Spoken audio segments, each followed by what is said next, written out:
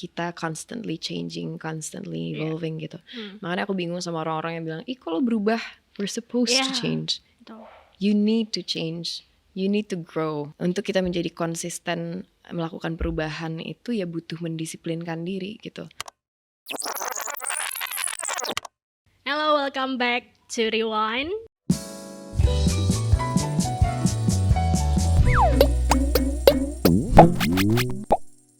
Hari ini kita kedatangan seorang aktor yang filmnya berjudul Perang Kota akan segera tayang. Selamat datang, Ariel Tatum.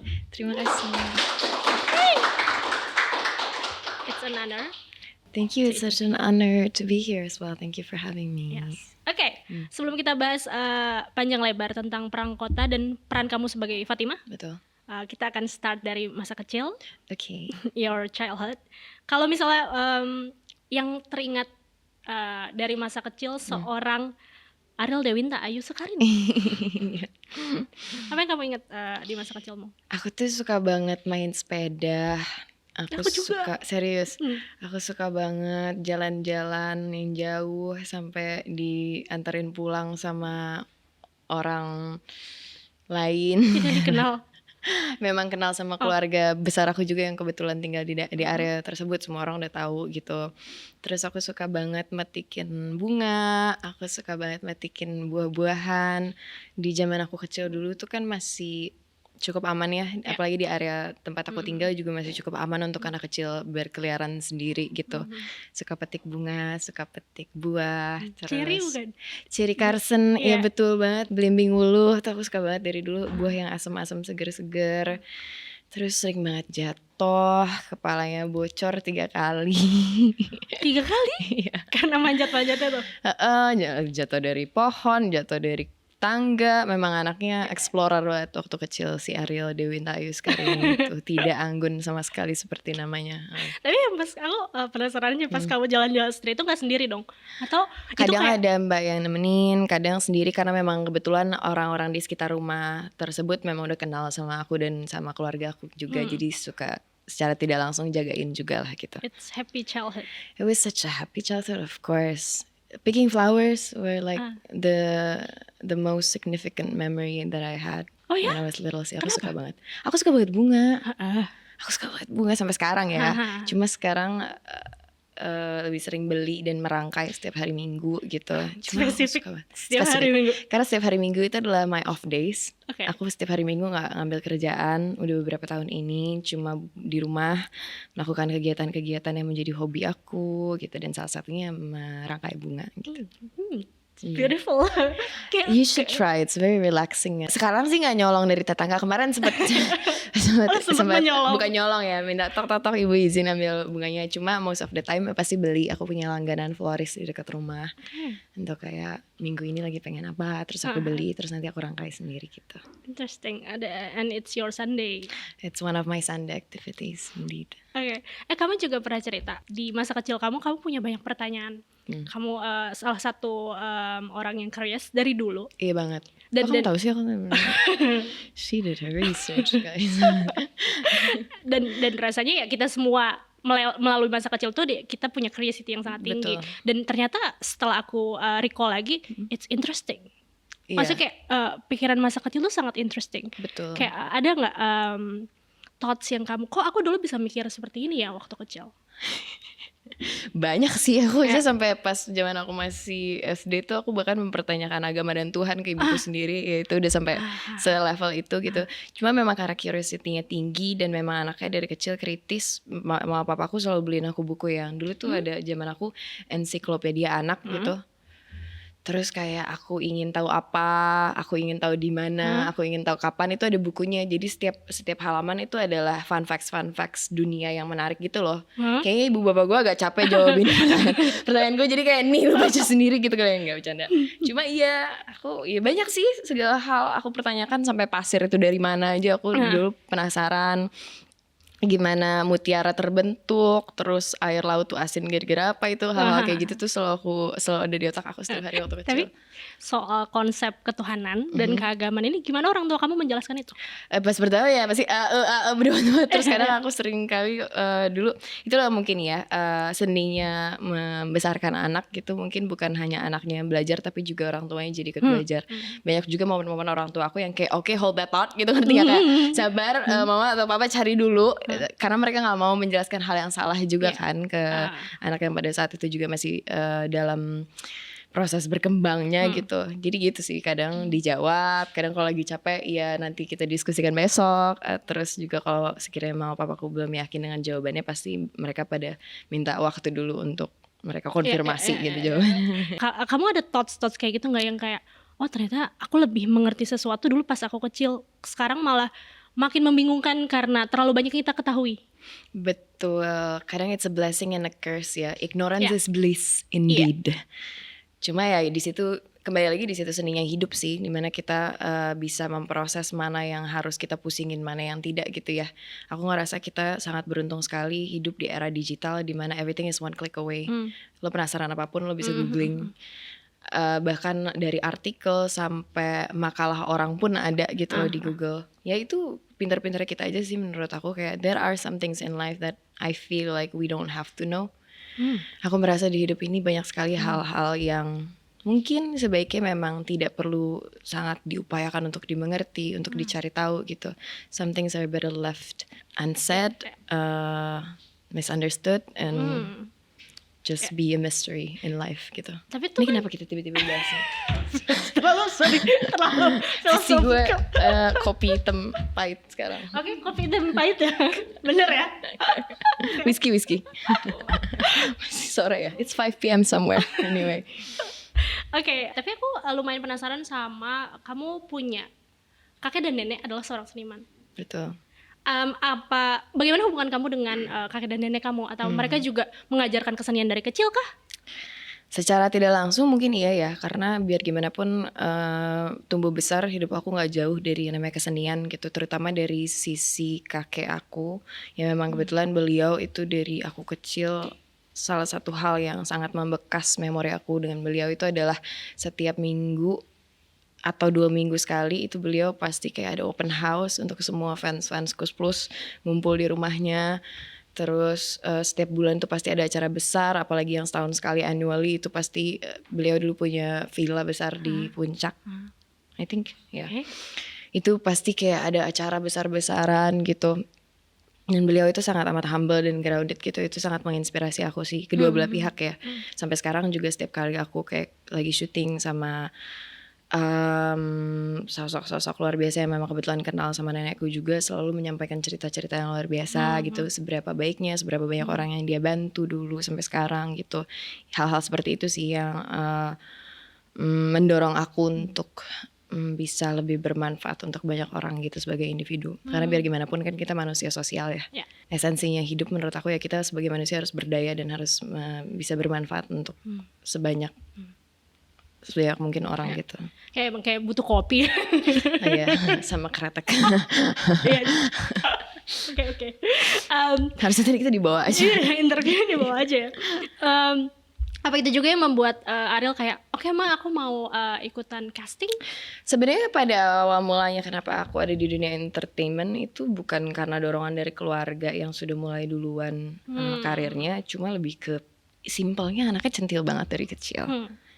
Kayak memang suka di depan kamera gitu loh, kayak memang centil gitu. Zaman dulu kan, zaman kita kecil tuh kan kayak ada apa namanya?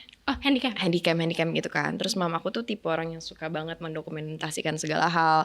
Dan setiap kali di depan kamera tuh aku kayak show banget gitu lah gitu kan. Seperti pokoknya centil banget anaknya. Rambut aku memang selalu sepanjang ini. Terus aku selalu suka pakai dresses gitu yang memang suka bernyanyi gitu, suka kayak aku nari juga kan waktu dari TK aku nari tradisional, memang suka pentas gitu loh anaknya. Suatu hari ada salah satu saudara aku yang ikut casting iklan. Padahal abis itu dia gak ngelanjutin, aku yang jadi keterusan sampai sekarang. Gitu ceritanya. Terus setelah itu kamu ikut casting produk rambut itu? Aku sempet Itu kedua ya. Pertama itu sebenarnya ada sebuah pemotretan untuk brand mobil, tapi iklan pertama yang di TV itu betul produk rambut masih kecil. Iya, Jadi iya. polwan Iya cilik. kan, iya kan, itu lucu banget. Terima kasih. Oke, tapi aku lumayan suka hubungan kita dengan kakek dan nenek. Seperti apa? Karena seingat aku ya, memori yang ada di kepala aku tuh tentang kakek aku. Seperti apa Mauritius, Mas? Ini sebenarnya kayak pertanyaannya, aku tuh jarang banget ngebahas tentang ini sama di ruang publik gitu ya, karena dari awal aku mulai karir pun aku memang nggak banyak orang yang tahu silsilah keluarga aku gitu. Cuma kalau ditanya seperti itu, aku sejujurnya bisa bilang beliau itu adalah sosok kakek yang sangat normal. Ngerti gak sih, kayak ada yang sebut nama beliau gitu, yang ada di otak aku adalah beliau lagi di rumahnya, lagi main sama para burung-burung beliau punya burung banyak sekali, burung yang bisa ngomong semua itu loh. Beo. Nggak tahu, dia banyak banget pokoknya koleksi burung beliau dengan sarung beliau gitu, kayak he's such a normal grandpa gitu loh. Sedangkan mayoritas masyarakat tuh mengenal dia dengan Iya, the legendary Mauritius betul. gitu. Cuma memang beliau seperti itu orangnya, sama fans-fansnya pun juga seperti itu, sangat merangkul semua fansnya gitu. Mungkin kenapa memang sampai di akhir hidupnya orang-orang sangat grew fond of him gitu loh. Semua sayang dan peduli banget sama beliau gitu. He's such a normal grandpa. Aku bahkan nggak tahu seberapa signifikan beliau di industri permusikan sampai aku udah cukup besar untuk tahu. Bahkan beliau itu sangat dekat sama fans saya, sampai di titik aku pikir mereka itu saudara kita dan om tante kita juga, karena memang sering banget ketemu kan. Jadi growing up aku dengan komunitas Kus Plus tuh aku ada banget di titik aku baru sadar kayak, oh jadi mereka bukan keluarga kita gitu loh. Serius. Karena sampai sebegitunya. Tapi kamu tahu kakek kamu adalah tahu, tapi kan waktu kecil kan ya mana kita tahu ya. Maksudnya ya kita tahu karena dari kecil dengerin lagunya kita tahu, tapi kan dampak Kus Plus itu sendiri ke negara ini kan ya mana aku tahu waktu aku kecil gitu loh.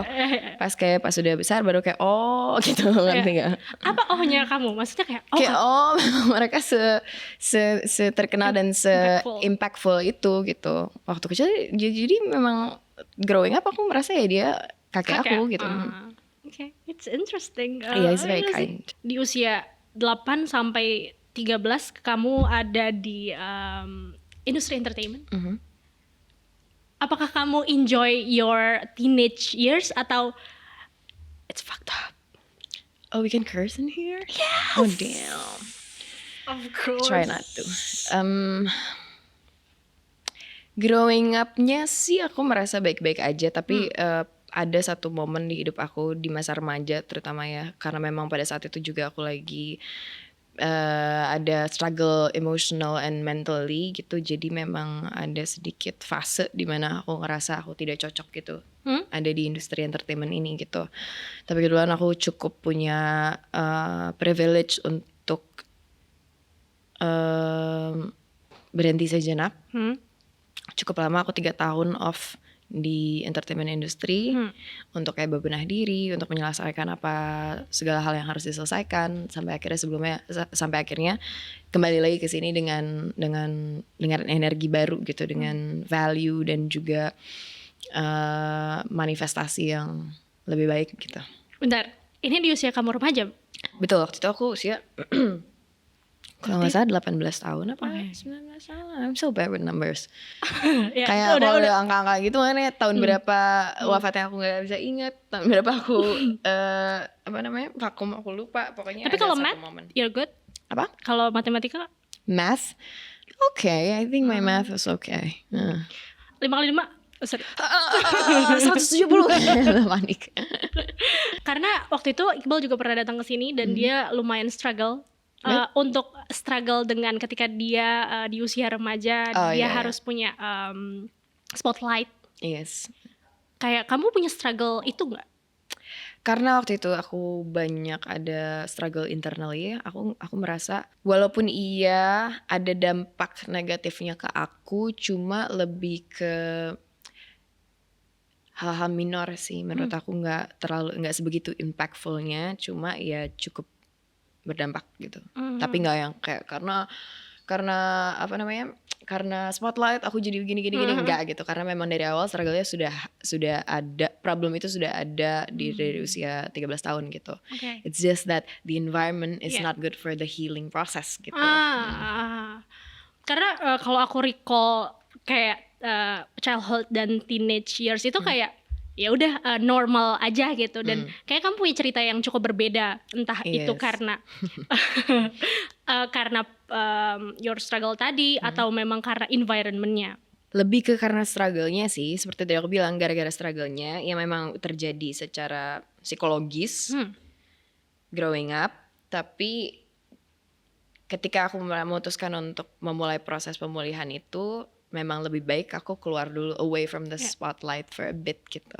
Karena sebenarnya aku nggak terlalu memandang, again karena background keluarga aku seperti itu, what's normal for me is quite normal for me right now gitu, ngerti nggak? Memang nggak terlalu signifikan perbedaannya, karena memang dari dulu pun hidup aku dikelilingi sama orang-orang yang ada di industri ini juga gitu.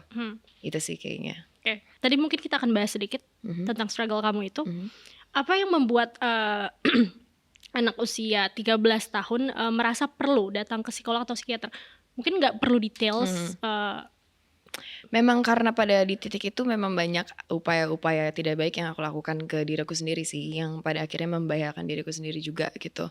Makanya pada saat itu aku merasa butuh untuk cari bantuan profesional gitu. Dan kamu cukup berani untuk, iya nggak sih, di usia segitu, dan kamu pergi ke tempat yang menurut aku di era itu kan sangat berbeda kayak sekarang nggak sih? Ya kan? Iya, untungnya aku sangat bersyukur sih, dan itu aku baru sadarin di kemudian hari ya. Karena pada kala itu pas aku usia 13 tahun, betul memang perkara kesehatan mental itu kan masih sangat tabu dibahas ya. Terus juga bantuan profesional ke psikolog atau psikiater itu udah, aduh konotasinya udah enggak banget gitu ya. Pas later in life, ketika aku udah lebih dewasa, aku baru sadar seberapa beruntungnya aku punya support system yang luar biasa. Ketika aku minta bantuan itu, mereka langsung dengan sigap mencarikan segala jenis bantuan yang aku butuhkan pada saat itu gitu. Aku baru sadar tuh ketika aku udah agak gede. Terus habis itu aku baru sadar lagi ada beberapa kasus yang terjadi sebelumnya di dunia, di entertainment industry ini, di mana si sosok ini membutuhkan bantuan profesional secara psikologis, dan yang terjadi adalah dia dihujat satu Indonesia gitu, ngerti ya? Dan aku bersyukur sekali itu tidak terjadi ke aku, dan itulah salah satu alasan kenapa di tahun 2019 aku memutuskan untuk turut berkontribusi dalam menyuarakan pentingnya menjaga kesehatan mental gitu. Aku mulai membuat seminar, membuat gerakan-gerakan dengan para teman-teman kita yang juga memang sudah lama memperjuangkan ini gitu. Itu sih, karena memang iya betul, aku sadar growing up I don't have any figure yang bisa aku jadikan panutan gitu loh. Kenapa aku mau menyuarakan pada akhirnya, karena aku gak mau orang merasakan apa yang aku rasakan dulu gitu. Aku ngerasa aku sendirian mengalami itu. Kenapa aku ketakutan dan akhirnya minta bantuan, karena aku ngerasa I don't think this is normal and nobody feels the same way as I did back then gitu loh. Nah aku gak mau orang-orang ngerasa seperti itu aja sih, makanya aku ikut turut membantu gitu. Dan setelah aku ingat lagi, aku pernah nonton kamu sama Marshanda dan Kevin Indonesian Idol, I think, di salah satu Metro TV. Terus kayak itu salah satu aku belajar tentang mental issue, Ariel. Dan kayak Marshanda dan kamu sangat vokal dan jelas menjelaskan apa simptomnya dan apa struggle-nya, dan kayak it's normal to talk about it. Thank you. Oh, I'm so happy to hear that. Itu salah satu memori tentang mental issue yang sangat membekas di aku. Kayak yeah, she walks so we all could run. I love that girl so much. Kak Marshanda itu benar-benar apa ya, menurut aku dia adalah pembuka jalan sih untuk kami semua. Aku bersyukur banget generasi millennials akhir dan juga Gen Z ya terutama sangat amat kritis when it comes to mental health, dan mereka juga lah yang bikin aku semangat, dan aku dan teman-teman aku yang memperjuangkan ini semua untuk kayak selalu semangat menyuarakan ini, karena menurut aku kesehatan mental itu sama pentingnya dengan kesehatan fisik gitu loh. Ketika kita ngerasa pusing berkepanjangan aja kita berani untuk ke dokter, kenapa kalau misalnya kita stres berkepanjangan kita malu untuk cari bantuan profesional gitu. So we're one step ahead, I wish, I hope, and semoga kedepannya bisa jalan lebih jauh lagi bersama-sama gitu. Tapi aku boleh bahas ini sedikit lagi? Dong. Kita masih bahas itu sedikit karena menurut aku walaupun kita sudah step ahead, tapi sebetulnya ada layer bukan negatif ya, reduksi dari tentang mental issue ini sendiri. What do you mean? Kayak misal contoh, ketika kita meromantisasi si mental issue ini, tapi tidak benar-benar datang atau mengerti, tapi malah jatuhnya meromantisasi dan akhirnya self-diagnose dan lain-lain. Ada pendapat kamu tentang itu? Ya itu menurut aku itu adalah salah satu bagian dari proses ya dan konsekuensi. Makanya kenapa sebenarnya alasan pertama kali banget aku membuat kampanye kesehatan mental itu tagarnya adalah let's end the shame. Karena kalau menurut aku pribadi yang harus dimulai langkah pertama itu hilangin dulu rasa malunya untuk cari bantuan profesional ketika kita membutuhkan gitu. Di mana-mana ketika ada sebuah perubahan baru atau ada ada langkah baru, pasti kan ada bingung dulu nih, kita sekarang arahnya kemana gitu. Dengan sekarang syukurnya lebih banyak orang lagi yang sadar bahwa tidak perlu malu untuk cari bantuan profesional, bahwa ada ini nih ada gejala-gejala yang harus dikhawatirkan ketika ini terjadi. Ya pasti wajarnya orang kayak self diagnose langsung, saya itu berarti saya juga sama gitu. Menurut aku proses itu butuh proses sih. Memang itu juga salah satu langkah yang sedang kami sama-sama pikirkan. Oke, sekarang orang udah pada sadar bahwa nggak perlu malu. Oke, apa selanjutnya yang harus kita lakukan menjadi PR kita sama-sama gitu. Oke, sekarang kita sebenarnya udah beberapa tahun lalu sih akhirnya kami semua mengedukasikan bahwa self diagnose is not okay, romanticizing your disorders is also not okay gitu. Jadi itu memang butuh proses sih menurut aku, dan proses yang seumur hidup harus dilakukan bersama-sama gitu ya. Nggak boleh capek-capek mengingatkan gitu. Dan aku jujur sebagai millennials tua, Kamu tahun berapa sih? 95. Oh ya, aku di 96. Kita millennials akhir. Menurut aku bangga dengan Gen Z gitu. Yes, me too. They're very critical. Ya, walaupun very vocal. Ya, walaupun kan ada pastilah kita ada juga positif sama. dan negatifnya. I'm proud of them gitu. Dan mereka bisa lebih vokal dari kita, lebih cepat. Aku setuju banget. Iya, aku juga bangga. Makanya itu kenapa kayak ya semua kan pasti ada pros and cons-nya, ada positif dan negatifnya. Yang kita fokusin ya di positifnya aja, negatifnya ya kita semua upayakan gimana caranya meminimalisir itu gitu, dengan bantu mengedukasikan ke mereka gitu, mana yang masih. Sebenarnya pada dasarnya kan mereka ada keinginan besar untuk belajar dan mengetahui diri mereka sendiri. Cuma agak kelebihan aja sehingga mereka self-diagnose diri mereka gitu. Di situ sih ya pintar-pintarnya kita sama-sama untuk adjust itu semua. Toh kita juga masih belajar juga gitu loh. So we learn together with the hope that we'll all be better versions of ourselves. Berarti kamu bisa bilang kamu adalah aktivis? Aduh, kata aktivis itu sangat besar tanggung jawabnya menurut aku. Aku lebih senang melabelkan diri aku sebagai manusia yang selalu ingin belajar dan menyuarakan apa yang menurut aku benar aja sih. Di usia 25, kamu sering ngomong ini ya di beberapa interview dan podcast. Kayaknya usia 25 tahun adalah kamu quarter life crisis. Semua orang gak sih? Tapi kamu shifting diri kamu. Yes, I did. It was a rebirth moment. Kenapa sih? Kamu merasakan real quarter life crisis atau emang waktunya itu pada saat kamu di usia 25 tahun aja yang ngebuat kamu I have to change? Memang quarter life crisis banget sih. Di usia 24 itu aku ada di sebuah persimpangan di mana aku nggak ngerasa aku kenal sama diriku sendiri, karena masih ada diriku yang lama yang belum sepenuhnya aku relakan untuk lepaskan, dan ada versi diriku yang baru yang aku masih belum terlalu kenal. That was such a hard moment. I cried so much during that time. Aku banyak sharing sama psikolog aku. Aku diberkati dengan psikolog aku Mbak Liza Marieli. Kebetulan beliau udah membantu aku for the past 8 years, I think. 10 years, you know. Okay. Until I love now her so much. Iya, sampai sekarang. Dari 2000 when I was 18. Iya bener, when I was 18 20. 12 years. 18 when I was, can't see ini with numbers. I cannot remember numbers. Anyway, kayak sekitar 8 sampai 10 tahun aku udah sama Mbak Liza. Di usia 24 itu aku benar-benar struggling banget, dan dia menenangkan aku dengan You know what happened when a caterpillar is kalau ulet tuh sebelum jadi kupu-kupu di fase Ya itu apa ya? apa namanya yang gini? Kepompong. sorry.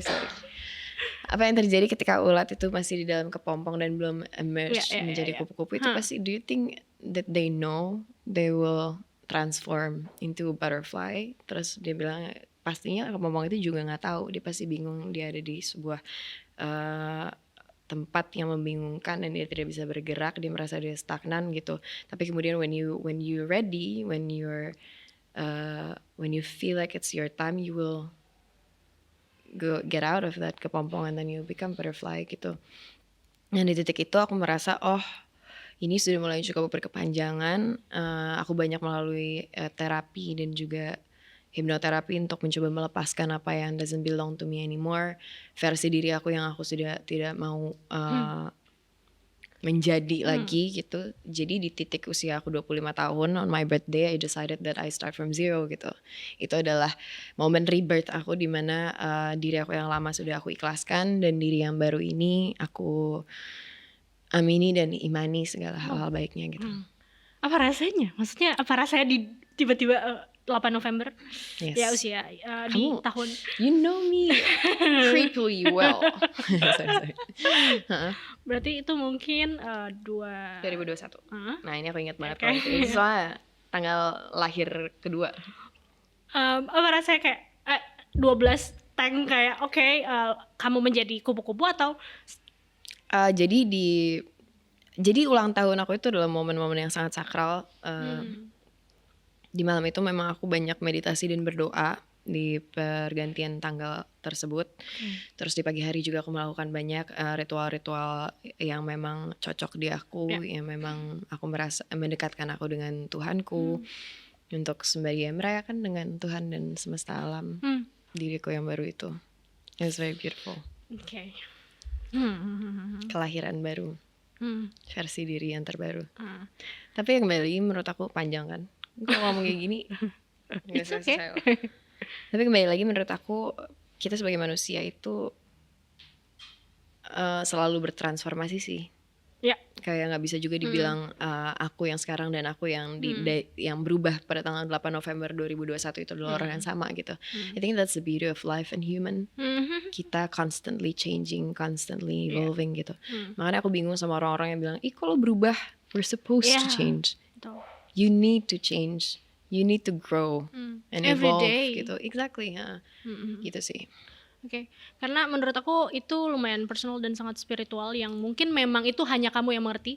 Memang spiritualitas itu menurut aku urusan orang masing-masing sih. What works for me doesn't necessarily work for you gitu, ngerti nggak? Jadi ya memang itu urusan masing-masing. Nggak bisa juga orang nanya, apa yang lo lakukan untuk lo ngerasa lebih dekat dan lebih hikmat gitu hidupnya, yang nggak bisa juga gue kasih tau karena belum tentu juga cocok dengan lo gitu. Itu adalah hal yang harus kita cari sendiri sih menurut aku. Salah satu yang kamu pernah bilang juga soal journaling. Kamu melakukan itu. I tried, tapi menurut aku itu sulit. Kayak di tengah kehidupan kita dan kita menyempatkan waktu untuk itu, pertama. Betul. Kedua, kadang ketika kamu menggunakan buku dan pulpen, bukan dulu ya at the beginning. Kamu lanjutin dulu, nanti aku punya tips yang sangat menarik. Itu yang aku tunggu. Kayak soalnya menurut aku ketika menggunakan notes handphone, menurut aku ya itu agak useless gitu loh, kayak akan distraksi dengan social media dan stuff gitu. Terus aku coba dengan buku, ternyata itu lumayan menarik. Kayak ketika kita menulis, mungkin ini agak aneh ya, tapi ketika kita menulis terus kayak ada tinta di situ, terus kayak oke. Tapi kayak gimana tips tadi cara kita untuk terus melanjutkan journaling ini? Karena it's important, tapi kadang kita suka lupa karena kesibukan dan betul sekali. Menurut aku hal yang terberat dari perubahan dan berkembang itu adalah konsistensi sih. Dan ketika kita bicara self love itu orang selalu bilang self love is about being kind to yourself, giving nice things to yourself, making yourself feel good gitu. Banyak yang orang tidak sadari di dalam self love selain ada kita mengasihi dan mencintai diri, ada juga hal yang sering dilupain, yaitu mendisiplinkan diri. That's the ugly truth of self love that not a lot of people wanna do. Ya. Untuk kita menjadi konsisten melakukan perubahan itu ya butuh mendisiplinkan diri gitu. Segala sesuatu tuh bisa ketika kita mau mendidik diri kita untuk melakukan hal yang baik buat kita gitu. I know it's hard to constantly write. Dulu itu yang aku lakukan bertahun-tahun, aku pikir aku gak capek, gak pegel apa. Walaupun memang ya itu sangat terapeutik ya untuk kita menulis, untuk kita menggambar, untuk kita kayak menuangkan energi kita ke suatu hal yang ada wujudnya gitu. Cuma ya harus bisa mendisiplinkan diri gitu tanpa berlebihan ya. Maksudnya misalnya gini, kita maunya idealnya kita meluangkan waktu 1 jam untuk kita journaling, untuk kita refleksi diri gitu. Oke, hari ini bener-bener gue gak bisa, capek banget. Oke, untuk hari ini kita kasih setengah jam tapi dengan fokus gitu. Ngerti gak sih? Kayak I think that's the art of you trying to love and discipline yourself at the same time gitu loh. Tapi ya gak boleh dilewatin gitu. Entah mungkin besokannya jadi 1,5 jam atau lusanya, tapi memang harus disiplin sama diri. Itu cukup challenging tapi sangat amat worth it sih. But there's also this other option yang baru aku temuin sekitar 3 tahun lalu, I think. Let's see. 3 or 2 years ago. Ada sebuah aplikasi namanya Dailyo. Demi Allah gue gak di endorse. Namanya Dailyo, Daylio. Itu adalah aplikasi journaling yang sangat life changing. Boleh gak sih gue kasih lihat? Mau gak gue kasih lihat? Oh boleh. Boleh kan? Boleh banget. Supaya ini gak promo. Namanya Dailyo. Jadi kalau misalnya kita buka nih, aku kasih contoh. Dia akan nanya how are you today. Terus kita bisa custom, was it a wonderful day, good atau bad, awful. Misalnya aku pilih satu gitu. Misalnya aku having a good day. Habis itu kamu bisa isi ini semua. Ngapain aja kita hari ini socially, misalnya aku suka pergi sama my loved ones or my friends, or I had a date with my boyfriend gitu. Terus kayak di sini ada social life kita, hobbies kita, sleep pattern kita, hari ini kita tidur baik apa enggak, and it's just one click away, tinggal kita tap itu kayak se-life changing itu. Bentar lu, abis itu misalnya ada opsinya tuh dari sininya ada, memang udah by defaultnya ada, tapi kita bisa customize lagi kategori-kategori yang butuh kita masukin. Misalnya di aku ada social hobbies, aku punya hobi banyak banget kan. Di bawahnya misalnya aku hari ini reading or cooking or main piano atau yada-yada gitu. Aku bisa klik. Terus yang lain juga ada productivity, misalnya hari ini aku kerja kah, atau aku hari ini hectic, atau hari ini aku socialize with people. Terus ada the weather also impacts me very much kan. Jadi aku taruh di sini kalau misalnya lagi hujan atau terlalu panas tuh aku memang agak suka cranky. Terus kalau misalnya udah selesai ini kita isi semua, ada quick notesnya as well. Kamu bisa tulis jurnal, misalnya aku suka agak menguraikan hari aku hari ini aku ngapain aja, kerja, abis itu aku kemana, abis itu aku pulang, abis itu aku mandi, abis itu aku ngobrol sebentar sama apa, itu aku jelasin semua di sini. Ada fotonya, bahkan ada voice memo sekarang. Abis itu the most interesting part, aku tuh anaknya statis banget. Aku suka banget ngeliat data. Di sini kamu bisa melihat atau bisa melihat data statisnya, moods kita seperti apa. Lihat. Jadi green is my best days, yellow is a good day, ini adalah yang unsure. Ini kita bisa lihat by years, by month, by weeks.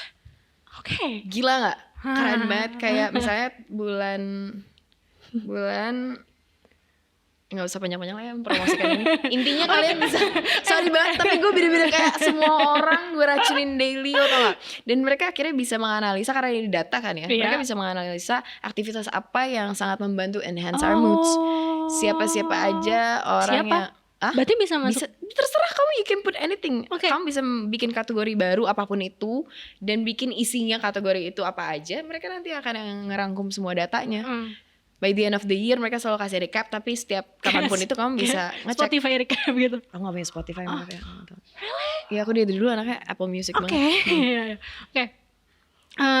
Tadi aku mau ngomong apa ya? Bentar lo, jadi intinya adalah sorry banget, sesimpel itu ketika kita punya niat ya. Maksudnya memang kadang udah sesimpel ini pun aku juga kadang suka skip, tapi aku selalu mengusahakan skipnya gak sampai 1 hari. Jadi aku masih bisa ingat apa aja yang terjadi kemarin gitu.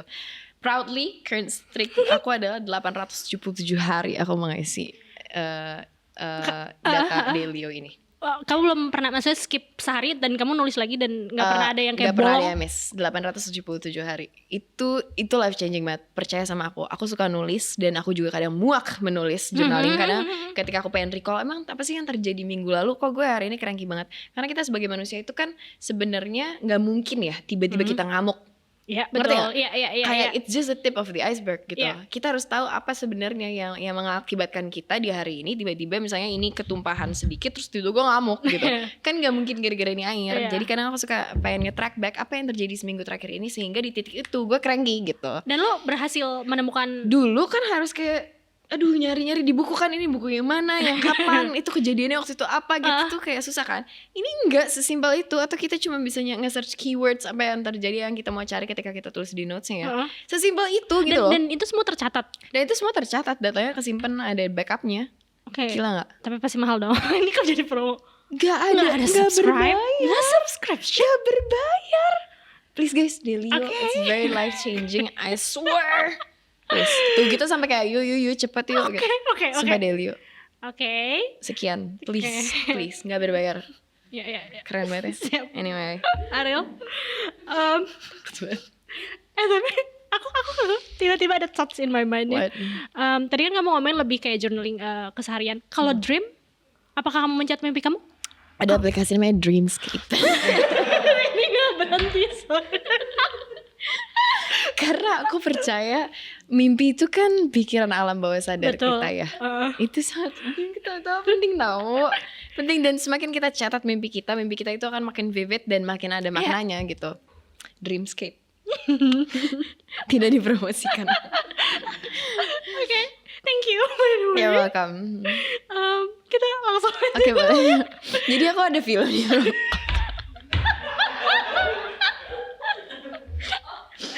Tayang tanggal 30.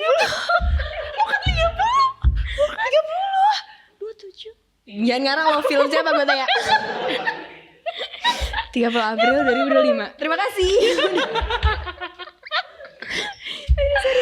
Sorry. Perang kota. Iya. Oke. Kamu mau lihat daily aku pas cuti perang kota? Ini kamu cuma punya waktu sedikit. Aku punya daily pas perang kota. Gak ada. Tapi itu menarik. Iya. Itu menarik. Malah gak dikasih lihat. Iya. Tapi Ariel. Nggak salah ya. Enggak, menurut aku itu perlu. Tapi aku pengen tanya dulu soal perang kota karena menurut aku ini juga menarik. I adore Molly Surya so much. Who doesn't, girl? Me too. Yeah. I cried when Yeah. she asked me to audition. Kamu ingat momen itu nggak ketika Ingat kamu banget. ditelepon Mbak Molly terus kayak oke, kamu menjadi Aku gak ditelepon langsung sama Molly, tapi manajemen aku itu kan dari dulu mama aku dan timnya dari kecil. Terus kayak mereka tiba-tiba ada di grup gitu, terus mereka ngomong, ya ini ada sutradara Molly Surya minta kamu audition. Terus aku kayak, hah? Siapa? Gitu. Iya namanya Molly Surya. Kamu tahu nggak? Terus kayak, hah? Molly Surya gitu. Coba make sure lagi deh.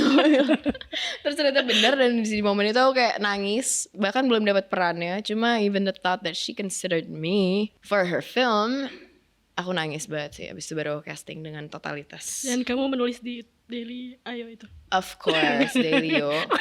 Of course, Delio. Kita jangan kembali lagi ke sana. Nanti Sorry, dulu. sorry. Setelah audition dan kamu terpilih, another crying or Excitement aja sih yang sangat amat. Karena memang aku juga aku mengagumi karya Mokhtar Lubis juga, Angel Tak Ada kamu Ujung nonton? Ini. Kamu baca? Aku pernah baca waktu aku SMP. Abis itu sebelum aku audisi, aku memutuskan untuk baca lagi karena kebetulan itu buku yang cukup kompleks ya, betul, tapi buku yang nggak terlalu tebal gitu. It's quite a pocket book. Jadi memang aku memutuskan, dan aku memang cukup cepat kalau baca buku. Jadi aku memutuskan untuk baca buku itu sekali lagi to refresh my memory. Abis itu aku audition. Abis itu aku memutuskan untuk ya let God and the universe do the rest. Kalau misalnya memang meant for me, will never miss me. And thank God, it's meant to be. Fatimah, Yes. mungkin bisa diceritakan dulu sedikit sinopsisnya. Dan Fatimah ini menurut aku ya, kayak aku lihat dari trailernya kayak wow, aku fokus ke Fatimah soalnya kayak ini ada hubungannya dengan Isa dan Hazil, Ciko dan Jericho enggak Jericho dan Jerome, dan itu kayaknya juga ada romance di dalamnya, jadi bukan hanya sekedar perang. Betul. Belanda dan Indonesia. Perang Kota ini mungkin untuk teman-teman yang udah baca bukunya akan lebih get a grasp of it ya. Cuma Perang Kota ini menceritakan tentang Isa, sang pejuang yang juga kebetulan seorang guru, dan bagaimana dia hidup di tengah kota yang baru saja merdeka namun masih banyak peperangan di dalamnya gitu. Dan di tengah latar belakang Batavia pada saat itu yang masih merasakan peperangan, juga kita akan melihat bagaimana Isa ini ternyata masih punya perang juga di dalam rumah tangganya bersama Fatimah dan juga murid biolanya yaitu si Hazil ini gitu. It's a story about love. Aku rasa kayak memang ini film tentang cinta, perjuangan dan pengkhianatan dengan latar belakang Indonesia pasca kemerdekaan. Kata Mbak Molly tentang ranjang. Oh damn. Mungkin kalau misalnya teman-teman yang udah baca bukunya juga akan setuju. Oke. Tidak berfungsi. Ranjangnya. Oh iya, Fatimah adalah sosok perempuan yang sangat kuat, yang sangat tangguh, yang sangat sangat merepresentasikan perempuan-perempuan pejuang di era kemerdekaan itu kali ya, aku rasa in a way spirit dia itu, walaupun mungkin kita ngelihat dia hidup sudah di zaman yang sangat tidak relatable dengan kita, tapi menurut aku masih sangat amat relevan untuk di era modern ini gitu. Agree. Tidak relate tapi relevan. Karena menurut aku nilai-nilainya masih ada hingga hari ini. Jadi, apa rasanya di direct Molly Surya? By the way, ini mungkin fun fact sedikit. Aku pernah jadi krunya Mbak Molly. Terus ya dulu aku jadi talent koordinator di Marlina. Terus kayak, serius? Tapi aku gak ke Sumba. Oh my god. Aku ini di Jakarta, tapi kayak nice. It's really interesting. It's really kayak seru banget. Lah gemes banget. Terus kalian kemarin interview seru banget dong. Oh enggak, waktu itu di program lain. Oh program lain, oke. Iya seru banget sih. Karena mungkin aku sama Mbak Molly ternyata kami baru sadari setelah ini kan proses panjang sekali ya, sekitar 4 bulan workshop dan 2 bulan syuting gitu loh, hampir setengah tahun kurang lebih kami bersama-sama terus gitu. Ternyata banyak pemikiran dan value dan kesukaan kami yang serupa gitu. Jadi pada akhirnya pas udah mulai proses syuting itu seperti ya dengan teman sendiri sih. Kayak kita sama-sama perempuan yang bisa dibilang cukup surprisingly tomboy gitu loh. Aku tuh sebenarnya ada tomboy-tomboy yang nggak kelihatan aja gitu, ketutupan sama rambut panjang. Dan dress cantikmu. Dan terlihat seperti wanita anggun padahal agak tidak. Contoh? Contoh? Iya. Maksudnya kayak tadi kan kamu ngomong soal ketomboyan antara kamu dan Mbak Molly, maksudnya kayak kita punya pemikiran yang serupa sih. Kita bukan tipe perempuan yang sangat amat kemayu gitu ya. Jadi kita bond over that I think. Jadi pada akhirnya pas syuting tuh udah seru banget sih, seperti sama teman sendiri. Dan direction dia cukup jelas. Dia adalah tipe sutradara yang punya vision, tahu maunya apa, tapi at the same time dia kasih ruang untuk para pemain explore gitu. Which is very important for me. Sebagai kru aku juga tahu, dia tahu apa yang dia ingin. Tapi at the same time dia memberi ruang kan. Kalau misalnya kita ada masukan atau kita merasa lebih nyaman seperti ini. Kemarin dia memberikan analogi bagus sekali, bahwa director itu seperti kompor. Harus ada jarak di antara kompor sama ingredientsnya, yaitu aktornya. Sehingga kita cuma ngasih fuel, tapi aktornya itu sendiri yang akan menggerakkan dan mengarahkan mau kemana jalan si karakter ini gitu. Fatimah. Yes. Apa kesamaan dan perbedaan paling besar antara kamu, Ariel Tatum, dengan Fatimah? Baru banget bahas ini. Kalau menurut Mbak Molly, we have the same poise. The poise and the elegance. And the vulnerability. I feel like I agree. Dia juga bilang bahwa bukan ada Fatimah di Ariel, tapi ada Ariel di Fatimah. Lucunya ya, aku tuh kolektor barang-barang antik kan, sama baju-baju vintage tuh aku suka sekali. Waktu aku casting, Mbak Molly katanya agak kaget karena aku udah full on dressed as Fatimah, with my personal dresses. Aku kayak bener-bener, dan selama kita proses workshop itu sebenarnya banyak ketika memang tidak dibutuhkan ya, misalnya ada di luar workshop fighting atau lain-lain yang membutuhkan aku untuk pakai baju sporty, itu aku selalu dress as Fatimah. Dari awal kita workshop aku sudah mencoba untuk menghidupi Fatimah gitu. Tapi kan struggle aktor ya katanya adalah sisi karakter itu suka masih ada ketika walaupun udah selesai syuting. Itu kamu rasakan juga? Sebagai aktor pasti kayak seperti itu ya. Betul, tahun 40-an. Pasti seperti itu. Cuma yang bikin paling sulit melepaskan Fatimah adalah seperti yang tadi aku bilang, proses kita panjang sekali. Workshop 6 bulan, begitu selesai itu aku merasa sedih banget, mendalam, karena kami syutingnya di Semarang dan di Surabaya dan di Ambarawa dan di Jogja.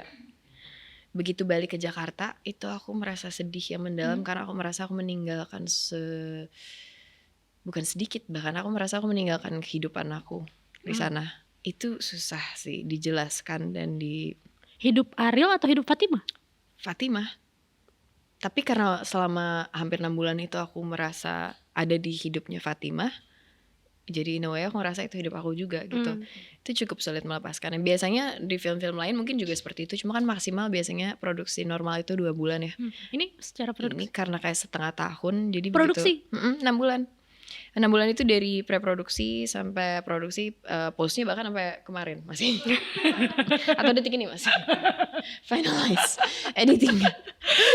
Kamu udah nonton finalnya atau? Udah, tapi nggak di layar lebar. Jadi intinya karena 6 bulan itu kami semua mendalami karakter masing-masing di film ini, pas selesai ya cukup sulit melepaskannya. Dan ketika pertama kali banget nonton untuk kebutuhan ADR itu aku sedih banget nontonnya, seperti rasanya tuh sulit dijelasin ya. Kayak aku sampai kayak kan orang-orang suka ngebahas ya kalau sebelum kita meninggal itu kita dikasih kompilasi 7 menit hidup kita gitu. Demi Allah Tria, aku sampai kayak aku tuh ngerasa kayak ngelihat my past life, tau nggak? Karena selama itu syutingnya sampai aku jadi ngerasa Fatimah adalah aku banget gitu loh. Pas aku ngeliat ya Tuhan, kayak itu kayak I feel like it's a lifetime before this life, as if gitu, ngerti gak sih? Karena nggak tahu, aku memang anak emosional itu. Yeah, it's hard. It's happy end. Oke, kayak kita nggak perlu ngomongin ending. Endingnya harus ditonton sendiri. Yeah. I feel 30 April 2025. You feel what? Nggak jadi, spoiler. Nggak mau. I feel like everyone should experience this movie di bioskop, karena pengalaman sinematiknya luar biasa sih menurut aku kalau lihat di bioskop. Jadi semoga teman-teman berkesempatan dan berkenan untuk menonton di bioskop. Ya. Oke, nanti terakhir kita lihat Dailyo-nya pada saat syuting, boleh nggak? Nanti aja. Kita belum selesai juga belum, ini. Belum. Oh, okay. Please. Nggak boleh. Ada 3 pertanyaan dari warganet. Soalnya udah nanya ke Ariel ya. Katanya, ini nggak perlu jawaban panjang, tapi kalau kamu punya jawaban panjang silakan. Dari Anything About Me Zero, seberapa sering Ariel tatum liburan? Kalau buat aku pribadi cuma pas aku ulang tahun. Jadi sejak aku usia 25 itu, setiap aku ulang tahun pasti aku solo trip. Terakhir aku ke Nordic area. Tahun lalu apa tahun ini? Tahun lalu. Sorry ya. Tahun ini belum ulang tahun. Tahun lalu aku ke Nordic area karena aku mau mencari Northern Lights, Aurora. Jadi aku keliling Norway, Swedia, Finland, dan satu negara lagi kalau aku lupa. Iya. Jadi itu udah pasti setiap aku ulang tahun pasti 2 minggu aku trip sendirian ke suatu tempat yang aku belum pernah datangin sebelumnya, untuk reconnect sama diri aku sendiri, untuk sama nature, untuk sendiri selalu. Itu sama satu lagi selalu diupayakan ke daerah manapun di Indonesia yang belum pernah aku datangin. Terakhir aku ke Banggai Island, kalian harus cobain itu. Bagus banget. Banggai, di Pulau Banggai, Sulawesi Utara. I'm sorry if I'm wrong. Pantai, gunung? Pantai, terus ada sebuah danau Paisupok, itu bagus sekali. Dia dulu air asin, terus sekarang jadi air tawar. Aduh indah sekali, Banggai Island. Terus gue takut salah deh, Banggai itu Sulawesi Utara. Utara kan bener kan? Tengah ya? Sorry netizen. Sulawesi Tengah, Banggai Island bagus banget. Ya jadi 2 kali yang harus. Oke, kamu juga pernah cerita tentang Papua ya? Oh iya, aku pernah syuting di situ juga. Oke, selanjutnya dan ini juga kayak pertanyaan dari aku pribadi juga dari @thatnoman, bagaimana cara menumbuhkan rasa kepercayaan untuk percaya diri? Dengan berdamai dengan kekurangan yang kita miliki dan merayakan segala kelebihan yang kita miliki. Simple banget, jawabnya mah gampang. Tapi padahal pada kenyataannya ya segala sesuatu kan butuh proses. Selama kita mau ada niat untuk belajar, semua pasti bisa dilakukan menurut aku. Gitu ya, thatnoman namanya. Terima kasih thatnoman. Ini selanjutnya ada satu lagi terakhir. Jadi aku lihat di question box tiba-tiba hilang. Terus tapi aku ingat pertanyaannya. Pertanyaannya, apakah orang secantik Ariel Tatum pernah main kasti dan kelereng? Kasti itu apaan? Softball. Kasti nggak tahu, sorry banget. Aduh, nggak tahu lagi. Kelereng iyalah, kelereng iya, karet. Itu masih zamannya kita SD tuh kayak main karet. Yang makin lama makin tinggi kan? Iya betul. Gituin karetnya juga aku sering. Aku tuh growing up cukup tradisional kok, karena kayak keluarga Jawa kan, dan kayak mainan tuh masih mainan tradisional banget, yang congklak gitu-gitu, terus yang bekel gitu-gitu. Terus memang dari kecil aku sering dibawa ke pasar tradisional, sampai pas aku TK tuh ditanya cita-citanya apa, aku mau jualan cenil di pasar. Sampai sekarang aku masih suka banget jajanan bahasa pasar. Setiap kali aku keluar kota pasti aku selalu meluangkan waktu masih untuk ingin jadi penjual cenil? Masih pengen sih. Setiap keluar kota pasti aku selalu sempatin ke pasar tradisional setempat buat aku explore makanan-makanan lokalnya gitu. Jadi masih banget sih aku. Tuh, dia mengunderestimate. Walaupun aku gak tahu kasti apaan, maaf ya. Nah, kamu pasti pernah main menurut aku. Itu kayak di sport day. Emang orang-orang di sini pada main kasti ya? Di sekolah aku sih dulu aku main itu ya. Oke, aku gak pernah main softball deh. Benteng pernah dong. Benteng iya dong. Iya kan? Keluarga aku tuh punya banyak gazebo gitu di rumahnya, itu paling enakan main benteng. Oke, ya. Iya kan, benteng yang kayak kita pegangan sama pilar-pilar gitu kan. Yang di ini. Iya, aku main banget. Sepupu aku selalu banyak growing up, kita usianya seumuran semua, jadi banyak main. Oke, terakhir boleh tunjukin satu dailyo kamu saat kamu di perang kota. I think it's interesting. Ini bahkan aku tulis one of the most important day. Perang kota first day shoot. Tria, aku punya 687 hari yang lalu. Dan filmnya masih diedit sampai sekarang. Masih konon katanya. Nih, 31 Mei 2023. Ini adalah first day shoot kami. Tapi fotonya gimana cara dibukanya ya? Nggak bisa lagi guys. Ya udah, nggak apa-apa. Ini adalah fotonya yang tadi di dailyo. Ini adalah hari pertama kami syuting di Ambarawa. Itu agak kurang jelas dari sini. Aku, Jerome, aku dan Chico. Very cute. Oke. Satu tulisan di situ boleh nggak? Apa tuh? Oh, tidak boleh dong. Oh, tidak boleh, kalau sedikit saja. Tidak boleh. Oke. Oke, nanti kayaknya aku akan menonton karena aku juga salah satu idola. Yes, please. I think you should. Ya, Perang Kota 30 April 2025. Terima kasih. Jangan lupa nonton di bioskop. Semoga ada waktu dan berkenan. It's such an amazing experience. Untuk bertemu dengan Fatimah, Isa, dan Hasil. Oke, terima kasih ya Ariel Tatum. Terima kasih. Terima kasih untuk rekomendasinya hari ini. Durasi kepanjangan berapa menit guys? It's okay. Dan semoga bermanfaat guys. Thank you so much. Amin. Bye. Terima kasih. Bye bye.